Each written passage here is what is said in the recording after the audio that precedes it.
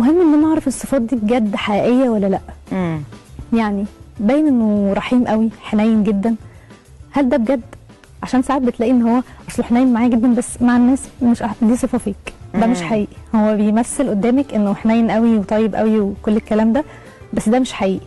فما تركزيش انت بقى مع اللي بيعملوا معاكي وتركني كل اللي بيعملوا مع الناس. تلاقيه بيعامل مثلا اهله بطريقه مش كويسه، الناس اللي اقل منه في الشغل بطريقه مش كويسه، تقولي بس هو كويس معايا. لا، مش كويس معاكي، دي صفه فيك، ومع اول مشكله مش هتكون موجوده. دايما اشوف الراجل، او يعني اي واحده شوفي الراجل اللي متقدم لك او اللي بتقدمي على خطوه معاه، شوفيه بيتعامل مع اهله ازاي.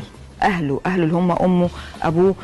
لو هو مثلا انت هتبقي زوجه في جوازه تانية في حياته، ولاده بيتعامل مع ولاده ازاي، بيصرف على ولاده، بيتكلم مع ولاده، بيراعي ولاده. الحاجات دي مهمه جدا، لانه معلش زي ما بنقول اقرب الاقربين ليه ما بيتعاملش معاهم بطريقه كويسه.